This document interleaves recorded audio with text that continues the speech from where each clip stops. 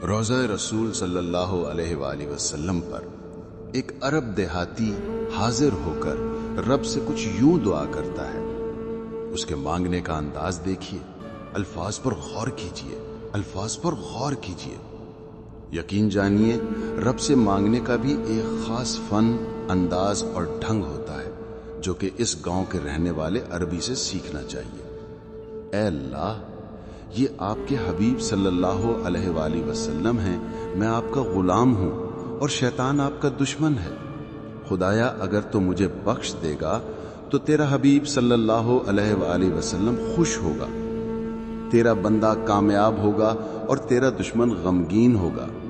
مولا اگر تو نے میری بخشش نہیں کی تو تیرا حبیب صلی اللہ علیہ وآلہ وسلم غمگین ہوگا، تیرا غلام ناکام ہوگا اور تیرا دشمن خوش ہوگا.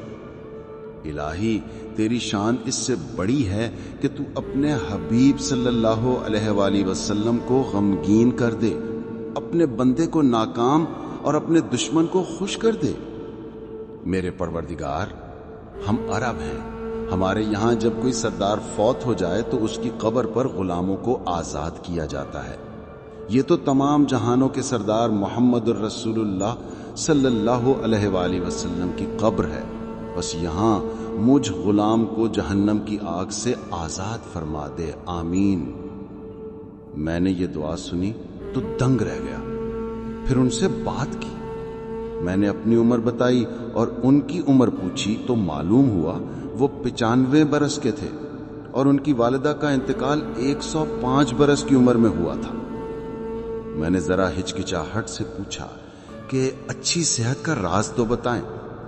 کہنے لگے بس بیمار نہ پڑو. میں نے کہا یہ تو ہمارے بس کی بات نہیں. ہنستے ہوئے کہنے لگے بس کی بات ہے. میں نے کہا آپ بتائیں، میں ضرور عمل کروں گا. میرے قریب آ کر آہستہ سے کہنے لگے منہ میں کبھی کوئی چیز بسم اللہ کے بغیر نہ ڈالنا، چاہے پانی کا قطرہ ہو یا چنے کا دانہ. میں خاموش سا ہو گیا. پھر کہنے لگے اللہ تعالیٰ نے کوئی چیز بے مقصد اور بلا وجہ نہیں بنائی، ہر چیز میں ایک حکمت اور اس میں فائدے اور نقصان دونوں پوشیدہ ہیں. جب ہم کوئی بھی چیز بسم اللہ پڑھ کر منہ میں ڈالتے ہیں تو اللہ اس میں سے نقصان نکال دیتا ہے. ہمیشہ بسم اللہ پڑھ کر کھاؤ پیو اور دل میں بار بار خالق کا شکر ادا کرتے رہو، اور جب ختم کر لو تو بھی ہاتھ اٹھا کر شکر ادا کرو. کبھی بیمار نہ پڑو گے انشاءاللہ. میری آنکھیں تر ہو چکی تھی کہ یہ شخص ہماری مسجدوں کے ملا اور عالموں سے کتنا بڑا عالم تھا.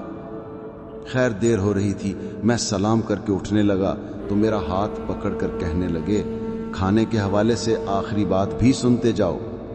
میں جی کہہ کر پھر بیٹھ گیا.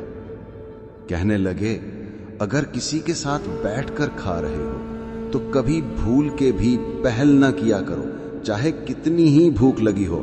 پہلے سامنے والے کی پلیٹ میں ڈالو اور وہ جب تک لقمہ اپنے منہ میں نہ رکھ لے تم نہ شروع کیا کرو. میری ہمت نہیں پڑ رہی تھی کہ اس کا فائدہ پوچھوں، لیکن وہ خود ہی کہنے لگے یہ تمہارے کھانے کا صدقہ ادا ہو گیا اور ساتھ ہی اللہ بھی راضی ہوا کہ تم نے پہلے اس کے بندے کا خیال کیا. یاد رکھو غذا جسم کی اور بسم اللہ روح کی غذا ہے. اب بتاؤ کیا تم ایسے کھانے سے بیمار پڑ سکتے ہو؟ میں شرمندگی میں ڈوبا ہوا بے ساختہ ان کے چہرے پر اپنے دونوں ہاتھ رکھ کر جانے کی اجازت لے کر تیزی سے جانے کے لیے مڑ گیا کہ دین کی چھوٹی چھوٹی باتوں سے ہم اور ہماری اولادیں کتنی محروم ہیں. اللہ پاک ہمیں دل و جان سے اپنا شکر ادا کرنے کی توفیق عطا فرمائے اور دین کا صحیح علم اور اچھی سمجھ عطا فرمائے. آمین ثم آمین یا رب العالمین. بطفیل سید المرسلین صلی اللہ علیہ وآلہ وسلم.